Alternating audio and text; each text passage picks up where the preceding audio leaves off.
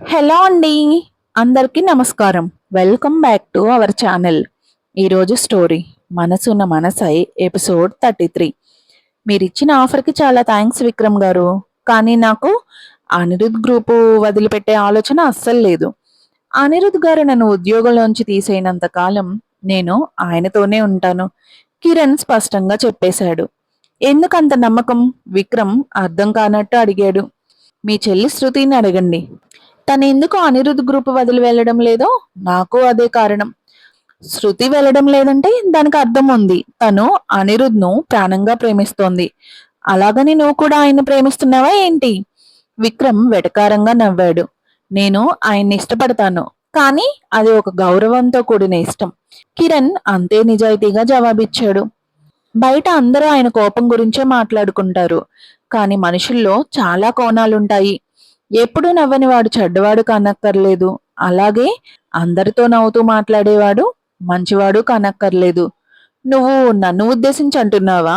విక్రమ్ అడిగాడు. అస్సలు కాదు. ఇందులో ఎలాంటి అంతరార్థం లేదు. మీరు చాలా తెలివైన వారే కావచ్చు, కానీ నేను మాత్రం అనిరుద్ గారికి ఎప్పటికీ ద్రోహం చేయను, కిరణ్ అన్నాడు. విక్రమ్ తనని ఎందుకు కంపెనీలోకి లాగుతున్నాడో కిరణ్కి బాగా తెలుసు. తనను వాడుకొని అనిరుద్ని దెబ్బ కొట్టాలనేది విక్రమ్ ప్లాన్. ఎందుకంటే అనిరుద్కి నమ్మకమైన కుడి భుజంలా ఉండే కిరణ్కి తెలిసినన్ని విషయాలు ఇంకెవరికీ తెలియవు. ఒకవేళ నేను ఈరోజు అనిరుద్ గారికి వెన్నుపోటు పొడిచి మీ దగ్గరికి వస్తే రేపు భవిష్యత్తులో మీకు కూడా అలాగే చేయొచ్చు కదా. అలాంటప్పుడు అలాంటి వాడిని మీరు మాత్రం ఎలా నమ్ముతారు? కిరణ్ ప్రశ్నించేసరికి విక్రమ్ ముఖం మారిపోయింది. అనిరుద్ధ్ పోలీస్ స్టేషన్కి చేరుకోగానే అక్కడ ఉన్న స్టాఫ్ అంతా ఒక్కసారిగా కంగారు పడిపోయారు. సరిగ్గా అదే సమయానికి ఫోన్ రావడంతో సర్కిల్ ఇన్స్పెక్టర్ కూడా జీపు దిగి హడావిడిగా లోపలికి పరిగెత్తుకుంటూ వచ్చాడు. సార్, మీ ఫోన్ దొంగతనానికి గురైందా? ఆ దొంగకి అస్సలు బుద్ధి లేదు సార్. ఇప్పుడే నా టీంని అలర్ట్ చేస్తాను. మీ ఫోన్ను వచ్చే 24 గంటల్లో మీ చేతిలో పెడతాను. ఇది నా మాట సార్ అంటూ ఇన్స్పెక్టర్ తన గుండెల మీద చేయి వేసుకొని అనిరుద్ధ్కి ప్రామిస్ చేశాడు. దొంగలించబడింది నా ఫోన్ కాదు, అనిరుద్ధ్ ప్రశాంతంగా అన్నాడు. అబ్బా, బతికించారు సార్. మీ ఫోన్ ఏమో అనుకొని ఒక్కసారిగా గుండె ఆగినంత పనైంది. ఇన్స్పెక్టర్ ఊపిరి పీల్చుకున్నాడు. అది నా భార్య ఫోన్. అనిరుద్ధ్ టేబుల్ మీద ఉన్న నీళ్ల గ్లాస్ అందుకొని ఒక సిప్ వేసి 24 గంటల్లో ఫోన్ వెనక్కి తెస్తారా మరి అని అడిగాడు. ఇన్స్పెక్టర్ కాస్త తడబడి ఆ వెంటనే సర్దుకుంటూ, ఖచ్చితంగా సార్, ఎందుకు తేలేం? ఇప్పుడు సిటీ అంతా సీసీ కెమెరాలు ఉన్నాయి కదా, ఎక్కడికి పోతాడు? గాలించి మరీ పట్టుకుంటాం. ఇప్పుడే ఇన్వెస్టిగేషన్ స్టార్ట్ చేయిస్తాను అన్నాడు. అనిరుద్ధ్ తలూపుతూ థ్యాంక్స్ అండి అన్నాడు. అయ్యో, ఇందులో ఏముంది సార్, మా డ్యూటీ మేం చేస్తున్నాం అంతే. ఇన్స్పెక్టర్ కంప్లైంట్ కాపీని తిరిగేస్తూ, మీ భార్య పేరు అవంతిక గారే కదా అని అడిగాడు. అవును, తనే, అనిరుద్ధ్ జవాబిచ్చాడు. ఓకే సార్, గుర్తుంటుంది అన్నాడు ఇన్స్పెక్టర్. ఇటింట్లో అవంతిక తన రూమ్లోని టేబుల్ దగ్గర కూర్చొని ల్యాప్టాప్లో సోషల్ మీడియా అకౌంట్స్ ఓపెన్ చేసింది.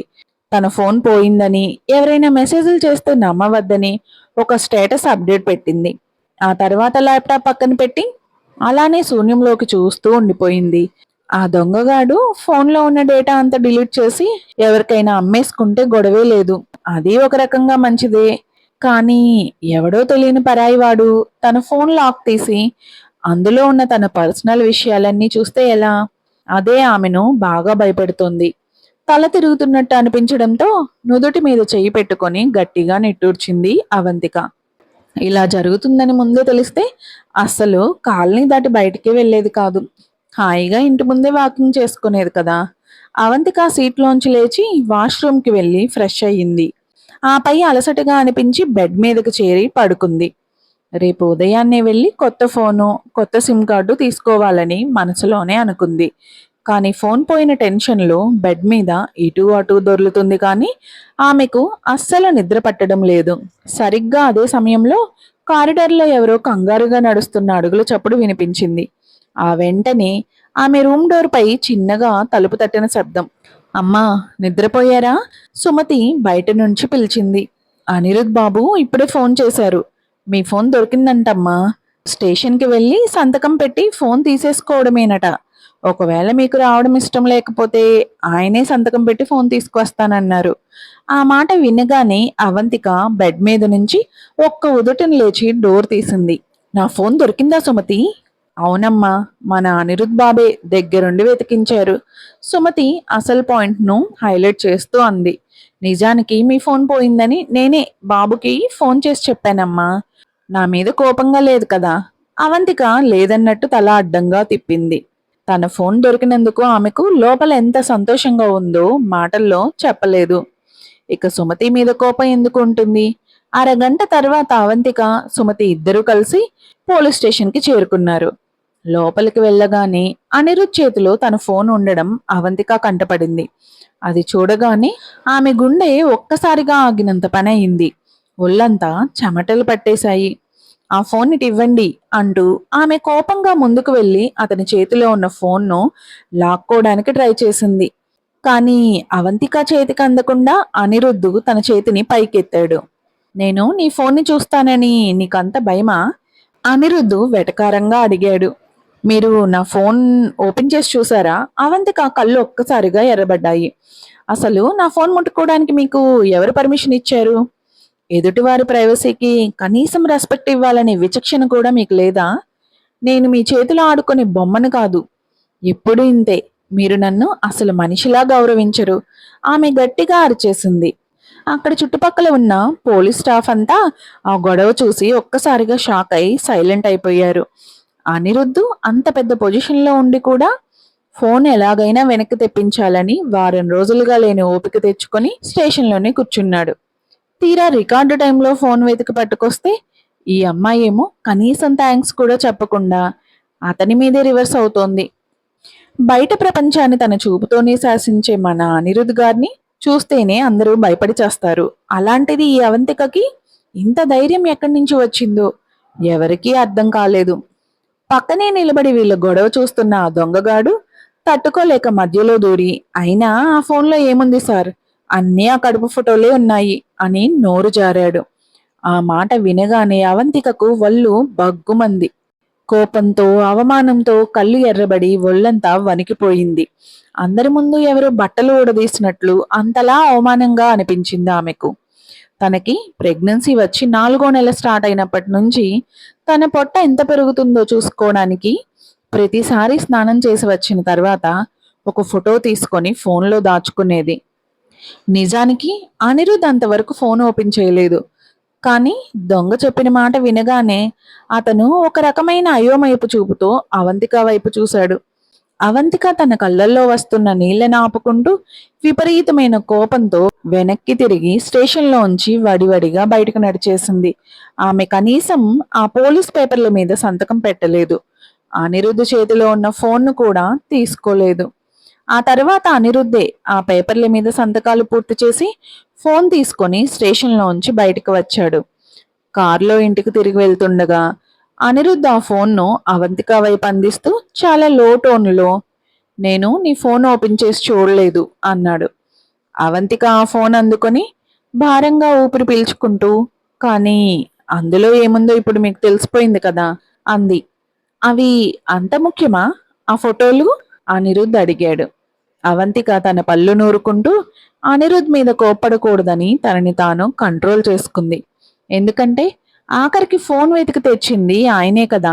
ఫోన్ను గట్టిగా చేతిలోకి తీసుకొని అతని వైపు చూస్తూ, ఒకవేళ మీరు నన్ను బలవంతంగా అబార్షన్ చేయించుకోమన్న ఆ బిడ్డ కళ్యాణ్ది కాదు, మీ బిడ్డే అని చెప్తే కనీసం ఇప్పుడైనా మీకు కొంచెమైనా తప్పు చేశానన్న భావన అనిపిస్తుందా అని అడిగింది. అనిరుద్ధ్ ఒక్కసారిగా తల తిప్పి ఆమె వైపు చూశాడు. అవంతిక ముఖంలో ఎక్కడా జోక్ చేస్తున్నట్లు లేదు. చాలా సీరియస్గా అడుగుతుంది. అతను గొంతు పూడుకుపోయినట్టు లాలాజలాన్ని మింగుతూ, ఆ ఐవీఎఫ్ ట్రీట్మెంట్ ద్వారా వచ్చిన బిడ్డేనా అని అడిగాడు బొంగురు గొంతుతో. అవును. అవంతిక అతని కళ్ళల్లోకి నేరుగా చూస్తూ అంది. మీ చేతులతో మీ సొంత బిడ్డని చంపేసుకున్నారు. ఇప్పుడైనా మనస్సాక్షి మిమ్మల్ని నిలదీయడం లేదా? అతని ముఖంలో కనీసం ఎక్కడైనా చిన్న పశ్చాత్తాపం కనిపిస్తుందేమోనని ఆమె ఆశగా చూసింది. అతను కేవలం డబ్బు సంపాదించే మిషన్ కాదని, రక్తం మాంసం ఉన్న ఒక మనిషేనని నిరూపించుకుంటాడేమోనని మనసులో దేవుణ్ణి ప్రార్థించింది. కానీ అనిరుద్ధ్ ముఖంలో వచ్చిన హావభావాలు ఆమెకు అస్సలు అర్థం కాలేదు. తన మాటలు ఆమె మనసును ముక్కలు చేస్తాయని తెలిసినా అతను చాలా నిర్లిప్తంగా, నాకేం గిల్టీగా లేదు, అసలు ఆ బిడ్డ ఈ లోకంలోకి రావాల్సిన అవసరమే లేదు అని తేల్చేశాడు. అవంతిక ఒక వెటకారపు నవ్వు నవ్వి, మరి మీ తల్లిదండ్రులు కూడా మీ విషయంలో ఇలాగే మాట్లాడి ఉంటే మీరు కూడా ఇంతే ప్రశాంతంగా ఉండేవారా అని అడిగింది. నన్ను ఈ లోకంలోకి కనకుండా ఉండి ఉంటే నేనే వాళ్లకు జీవితాంతం థ్యాంక్స్ చెప్పుకునేవాణ్ణి. అనిరుద్ధు అంతే శూన్యంగా జవాబిచ్చాడు. ఈ లోకంలో పుట్టిన ప్రతి ఒక్కరికి ఇక్కడే బతకాలని ఆశ ఉండదు అవంతిక. అవంతిక కన్నుబొమ్మలు ముడిపడ్డాయి. ఈయనకి అసలు పుట్టడమే ఇష్టం లేదా? ఎందుకు ఇలా మాట్లాడుతున్నారు? అనిరుద్ధ్ వాళ్ళమ్మ రాజేశ్వరి గారు అతన్ని ప్రాణంగా ప్రేమిస్తారు. బిజినెస్ లో చూస్తే అంత పెద్ద సక్సెస్. చుట్టూ ఉన్న వాళ్ళంతా అతనే ప్రపంచం అన్నట్టు చూస్తారు. అంతా బాగున్నా ఇతనికి ఎందుకు జీవితం మీద ఇంత విరక్తి? అసలు ఇతని గతంలో ఏం జరిగింది? మీకేమైనా డిప్రెషన్ ప్రాబ్లం ఉందా? అవంతిక ఒక డాక్టర్ యాంగిల్లో ఆలోచిస్తూ అడగకుండా ఉండలేకపోయింది. డిప్రెషన్ కి మంచి ట్రీట్మెంట్లు ఉన్నాయి. మీకు ఏదైనా అనారోగ్యం ఉంటే వెంటనే డాక్టర్ని కలవడం మంచిది. ఆ మాట వినగానే అనిరుద్ ముఖంలో ఉన్న గంభీరత్వం కాస్త తగ్గింది. నాకు జబ్బు చేస్తేనే నువ్వు నా గురించి ఇంతలా ఆలోచిస్తావనుకుంటే నన్ను అలాగే ఒక రోగిలాగే చూడు, నాకేం అభ్యంతరం లేదు అన్నాడు. వాళ్ళ ఇంటికి వచ్చేసరికి రాత్రి దాదాపు 12 కావస్తోంది. అవంతిక తన రూమ్కి వెళ్ళగానే విపరీతమైన అలసట వల్ల దేని గురించి ఆలోచించే ఓపిక లేక బెడ్ మీద పడగానే గాఢ నిద్రలోకి జారుకుంది. ఆ రాత్రి ఆమెకు ఒక కల వచ్చింది. అనిరుద్ధ్కి జీవితం మీద ఎందుకంత విరక్తి ఉందో దానికి గల కారణం ఆమెకు కలలో కనిపించింది. కలలో చిన్న వయసు ఉన్న అనిరుద్ధ్ అతని తండ్రి కనిపించారు. అతని తండ్రి చాలా కఠినమైనవాడు. ఆటల మీద ధ్యాస పెట్టే కొడుకు అంటే అతనికి అస్సలు ఓపిక లేదు. చిన్నారి అనిరుద్ధ్ని బెల్ట్ తీసుకొని ఒళ్ళంతా రక్తం వచ్చేలాగా కొడుతుంటే ఆ తండ్రి ఆగ్రహానికి అనిరుద్ధ్ బలవుతున్నాడు. కలలో ఆ చిన్న పిల్లాడి ఏడుపు వింటుంటే గుండె తరుక్కుపోయేలా ఉంది. ఆ భయంకరమైన కలకు అవంతిక ఒక్కసారిగా ఉలిక్కిపడి చెమటలు పట్టి నిద్రలేచింది. కిటికీ గుండా బయటకు చూస్తే అప్పటికే తెల్లవారుతోంది. ఆకాశం వెలుతురుతో నిండుతోంది. అవంతిక మంచం మీద చేతులు ఆనించి కూర్చొని మనసును కుదుటపరుచుకోవడానికి తనలో తానే ఇలా అనుకుంది. వాళ్ళ నాన్న అతన్ని అలా కొట్టే అవకాశమే లేదు. ఒకవేళ కొట్టినా వాళ్ళ అమ్మ రాజేశ్వరి గారు ఊరుకోరు కదా, అడ్డుకుంటారు. సాధారణంగా కలలో వచ్చేవి నిజ జీవితానికి పూర్తి విరుద్ధంగా ఉంటాయి అంటారు. అతను చిన్నప్పుడు అంతలా హింసించబడ్డాడు అనుకోవడం ముమ్మాటికి అబద్ధం. అయినప్పటికీ అనిరుద్ధ్ ఈ లోకాన్ని ఇంతలా అసహించుకోవడానికి, అసలు తర్వాత తరానికి జన్మనివ్వడమే ఇష్టం లేకపోవడానికి అతని గతంలో ఏదో ఒక ఘోరమైన చీకటి కోణం దాగి ఉండి ఉంటుందని అవంతికకి గట్టిగా అనిపించింది. పుట్టుకతోనే ఎవరూ చెడ్డవాళ్ళుగా పుట్టరు కదా. ఆ ఆలోచన రాగానే అనిరుద్ మీద ఆమెకున్న కోపం ఒక్కసారిగా కాస్త తగ్గింది. ఇందులో అతని తప్పు లేదు, ఆమె తప్పు లేదు. ఇద్దరి జీవితాలను ఇలా ఒకదానితో ఒకటి ముడిపెట్టిన ఆ విధిని మాత్రమే తప్పుబట్టాలి. మరుసటి రోజు ఉదయం బ్రేక్ఫాస్ట్ టేబుల్ దగ్గర అవంతిక అనిరుద్ ఇద్దరు చాలా నిశ్శబ్దంగా కూర్చున్నారు. ఆమె ఎగ్స్ టోస్ట్ తింటుంటే అతను ఓట్స్ తింటున్నాడు. నిన్న రాత్రి నా ఫోన్ వెతికి తెచ్చినందుకు థ్యాంక్స్. అవంతికే మొదట ఆ నిశ్శబ్దాన్ని బద్దలు కొడుతూ అంది. మా అమ్మ చేసిన పనికి నన్ను క్షమించు. అనిరుద్ ఇప్పటి వరకు తన మనసును తొలిచేస్తున్న ఆ క్షమాపణను ఎట్టకేలికి బయటపెట్టాడు. అవంతిక బుగ్గలు కాస్త ఎర్రబడ్డాయి. ఆమె తడబడుతూ, నన్ను కొట్టింది మీరు కాదు కదా, దానికి మీరెందుకు క్షమాపణ చెప్తున్నారు అంది. తను నీ ముఖం మీద అంతలా కొట్టాల్సింది కాదు, అనిరుద్ధు గంభీరమైన గొంతుతో అన్నాడు. ఒకవేళ ఎవరైనా నా ముఖాన్ని అలా ముట్టుకుంటే నేను... అతని మాట పూర్తి చేయకముందే అవంతిక చటుక్కున తన చేయి పైకి లేపి అనిరుద్ బుగ్గను మెల్లగా నిమిరింది. అతని చర్మం చాలా స్మూత్గా తగులుతుంటే చాలా హాయిగా అనిపించింది ఆమె వేళ్లకు. అనిరుద్ కళ్ళల్లో ఒక్కసారిగా ఏదో తెలియని భావం మెరిసింది. గొంతు తడారుతున్నట్టు లాలాజలాన్ని మింగుతూ చేతిలో ఉన్న మిల్క్ గ్లాస్ను గట్టిగా పట్టుకున్నాడు. అతని చేయి కాస్త వణికింది. సరే, ఇప్పుడు ఇద్దరం ఈక్వల్. అవంతిక తన చేతిని వెనక్కి తీసుకొని తలదించుకొని టీ సిప్ చేస్తూ ఉంది. ఆమె గుండె కొట్టుకునే చప్పుడు బయటికే వినిపించేలా ఉంది. అతని బుగ్గను తాకిన ఆమె వేళ్లు ఇంకా వేడెక్కిపోతున్నట్టు అనిపించింది. ఆమె హడావిడిగా బ్రేక్ఫాస్ట్ ముగించేసి తన రూమ్కి వెళ్ళిపోయింది. ఈరోజు ముఖం మీద ఉన్న దెబ్బ నిన్నటి కంటే చాలా తగ్గింది. నొప్పి కూడా అంతగా లేదు. దాంతో అవంతిక కాస్త లైట్గా మేకప్ వేసి ఆ దెబ్బ కనిపించకుండా కవర్ చేసుకుంది. ఇక ఎంత మాత్రం ఇంట్లో బందీగా కూర్చోవడం ఆమె వల్ల కాదు. ఈ వారం రోజుల్లో ఆఫీస్ నుంచి చాలాసార్లు ఫోన్లు వచ్చాయి.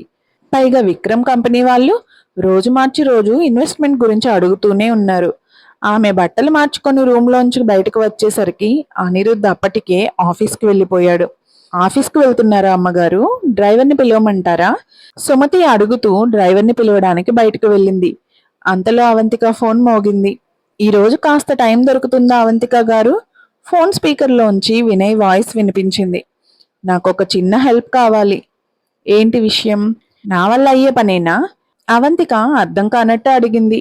ఖచ్చితంగా మీ వల్లే అవుతుంది, వినయ్ నమ్మకంగా అన్నాడు. మీరు ఇంట్లోనే ఉన్నారా? నేను వచ్చి మిమ్మల్ని పికప్ చేసుకుంటాను. కలుసుకున్నాక క్లియర్గా మాట్లాడుకుందాం. సరే. అవంతిక కాస్త సంకోచిస్తూనే ఒప్పుకుంది.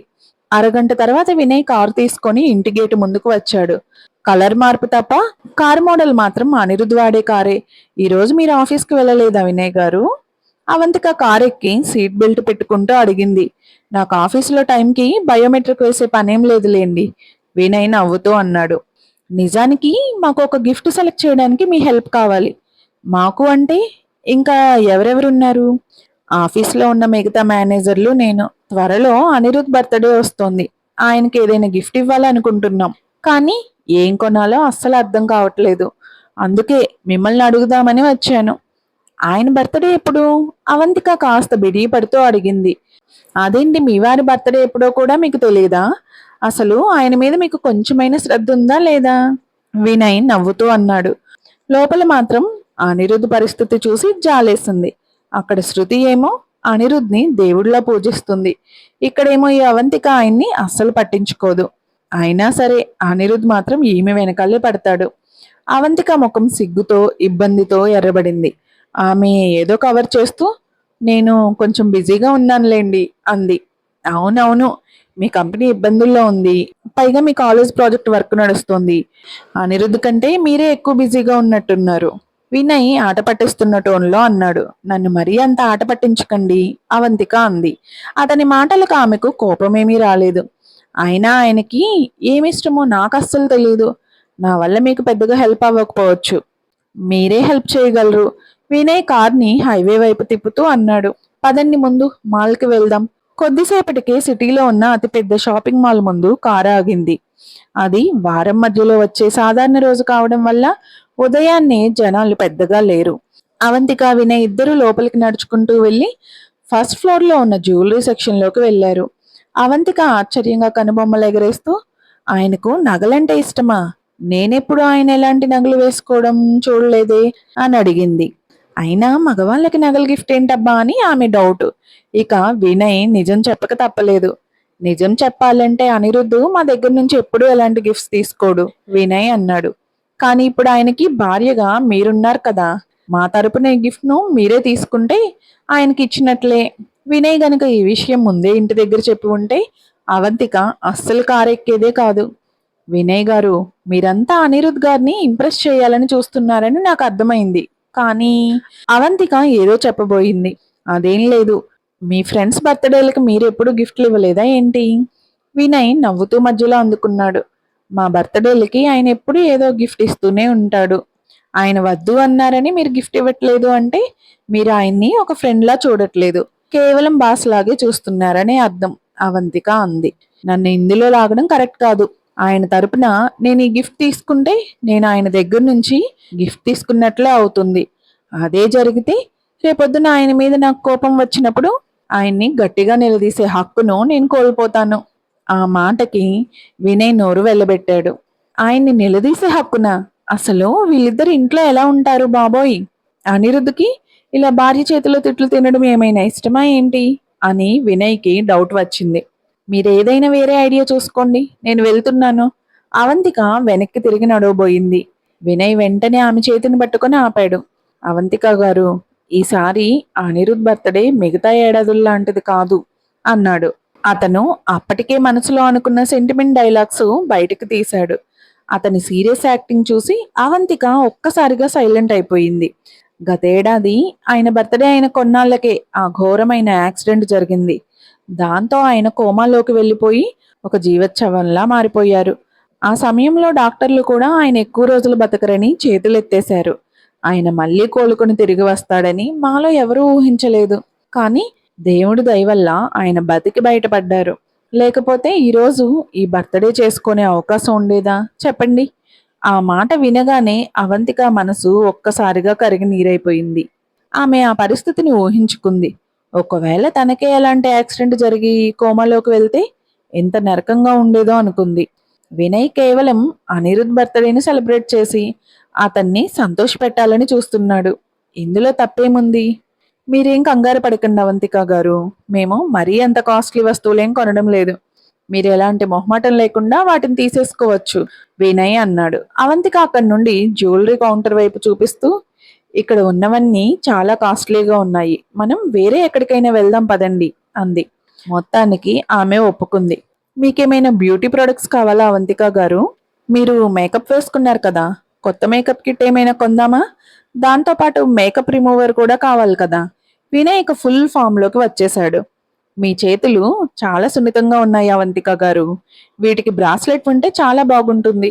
ఒకటి తీసుకుందాం. రేట్ కూడా చాలా తక్కువే. ఈ బ్రాండ్ హ్యాండ్ బ్యాగులు ఎలా ఉన్నాయి అంటారు? మంచి క్లాసిక్ మోడల్ ఒకటి తీసుకుందాం. దేని మీదకైనా సెట్ అవుతుంది. పైగా లోపల చాలా స్పేస్ ఉంటుంది. వస్తువులన్నీ పడతాయి. స్టైలిష్ గాను ఉంటుంది. యూస్ఫుల్ గాను ఉంటుంది. అవంతిక గారు, మీ చెప్పులు కాస్త అరిగిపోయినట్లున్నాయి. కొత్త జత కొనేద్దాం. నాకు తెలిసిన ఒక షాప్ ఉంది. అక్కడ లైఫ్ లాంగ్ మనకి వచ్చే ఫ్లాట్స్ చెప్పులు దొరుకుతాయి. పదండి వెళ్దాం. వినయ్లో ఈ సరికొత్త కోణాన్ని చూసి అవంతిక ఆశ్చర్యపోయింది. అతనికి అస్సలు ఓపిక నశించట్లేదు, ఎనర్జీ తగ్గట్లేదు. పైగా ladies cosmetics, latest fashion brands, ఏ వస్తువు ఎక్కడ దొరుకుతుంది అనే విషయాల మీద అతనికి ఎంతో అవగాహన ఉంది. నిజంగానే అతను అమ్మాయిల షాపింగ్ ఇష్టాలను చాలా బాగా అర్థం చేసుకోగల ఒక బెస్ట్ ఫ్రెండ్ లాంటివాడు. ఒకవేళ అతను అనిరుద్ కంపెనీకి సిఎఫ్ఓ కాకపోయి ఉంటే అవంతిక అతనితో ఇంకా ఫ్రీగా ఉండేదేమో. ఉదయం నుంచి అలా మాలంతా తిరిగేసరికి ఆమెకు ఒళ్ళు నొప్పులు వచ్చేశాయి. అక్కడ ఒక కేఫ్ కనిపించగానే వెళ్ళి సీట్లో కూర్చుండిపోయింది. ఇక ఏ షాప్లోకి అడుగు పెట్టే ప్రసక్తే లేదని తేల్చేసింది. మీకేం కావాలో ఆర్డర్ చేయండి అవంతిక గారు. ఏది కావాలంటే అది తినండి. వినయ్ మెనూ కార్డును ఆమె వైపు అందిస్తూ నవ్వుతూ అన్నాడు. వీడియో నచ్చితే లైక్ చేయండి, మీ ఫ్రెండ్స్తో షేర్ చేయండి. కొత్త వీడియోల కోసం సబ్స్క్రైబ్ చేసుకోవడం మర్చిపోకండి. మీకు ఏమనిపించిందో కామెంట్స్లో చెప్పండి. Thank you.